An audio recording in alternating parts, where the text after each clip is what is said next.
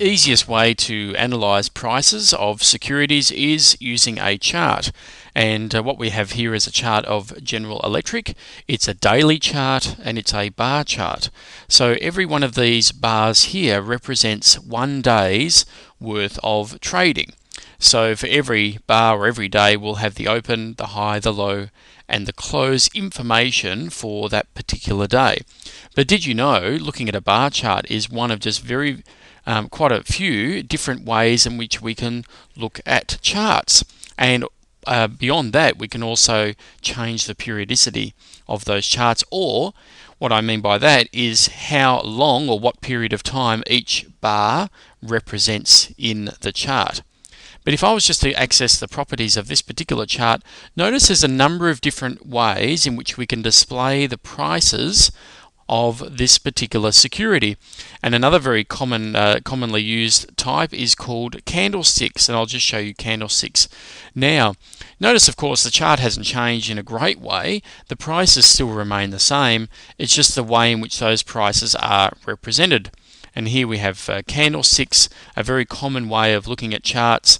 We still have the same open, high, low, close, and volume information represented in this chart. It's just the manner in which that information is presented to us. Notice the candle has a fuller, rounder shape to it than the bar chart that we just saw. Another different type is a line chart, and again, just another way of looking at prices. The prices remain the same, just the way in which that information is presented to us. There is a difference, of course, with the line chart. The biggest difference is that we are not seeing all the price information for a particular period of time or a day, for example. In the previous types of charts, we can not only see the open, we can see the high, low price for that day, and also the closing information. With a line chart, all we are represented here is the closes for each day, and we literally just join the dots to make that a line chart. I guess an advantage of having a line chart is some would suggest it eliminates the noise, it eliminates the volatility for you. So you may have several days where the range is quite high, so the difference between the high price and the low for a particular day might be considerable. It may do that on a regular basis, but by looking at a line chart, it eliminates that volatility, eliminates that noise and those daily fluctuations, which many would suggest are really not that important. So a daily chart or a line chart does a lot to perhaps assisting that process of eliminating some of those fluctuations. If I just go back into the different styles of prices or different charts, again you'll notice there's quite a number of different types of charting styles in which we can represent the prices. Another one is equivolume. I'll just quickly show you equivolume on a chart. This is really interesting.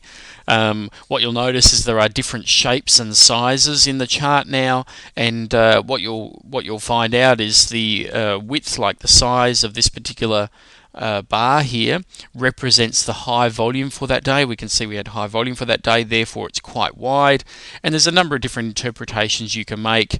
All the different shapes and sizes provide certain indications of what's happening. If we have skinny days but they're quite long, that means the range was quite high, it moved a fair way, but the volume wasn't great, so it did it on quite low volume. And we may have other days like this where perhaps it didn't move that far, but it did so on a lot of volume. So just really another way of looking at prices. And I guess the important thing to consider is the prices don't change. The prices are always the same. The differences here is the manner or the way in which it's represented to you. And we are sensory creatures. We love to see things. So some would suggest that candlesticks provide a rounder presentation, perhaps an easier thing to digest and to analyze, and that's fine. If that works for you, then use that. Others like the simplicity of a line chart, or perhaps a bar chart doesn't look as cluttered as a candlestick chart. But at the end of the day, it's all the same information. The prices don't change, it's just the manner in which that information is presented to you. One more thing about charts and the basics of charts, and that is periodicity. Now in this particular piece of software, this D down here represents that this chart is a daily chart. So as I mentioned earlier, every bar here or every candlestick represents 1 day's worth of data, but of course you can change the periodicity of your charts, and many software allow you to change that periodicity to less than 1 day. So you may be able to select a 60-minute or hourly chart, perhaps a 5-minute chart, even a chart that represents every single trade in a particular contract or product or stock may be represented as an individual bar on your chart. And periodicity is important because, again, it can change the way in which we see information and analyze that information. If I was to look at this daily chart here and then change it to a weekly chart, many would suggest that a weekly chart, like the line chart in a way, tends to eliminate the daily fluctuations. So for all of 2007 here, there's only going to be roughly 50 bars representing the information for that entire trading year, because my chart now is a weekly chart.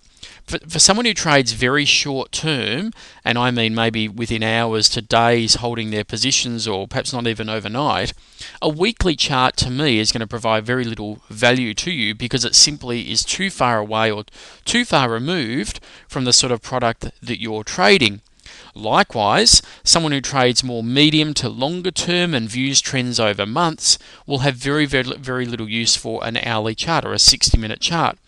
Some would suggest in that particular case, you're probably even best not even looking at a daily chart. So the periodicity you select really comes back to the time frame that you're trading over, and of course time is a very important issue when determining your trading style, because different trading styles based on time have very different characteristics, and the way we implement those and set stops and even conduct our analysis and look at charts. We can change this weekly chart to a monthly chart, again further eliminating noise, perhaps a quarterly or even a yearly chart.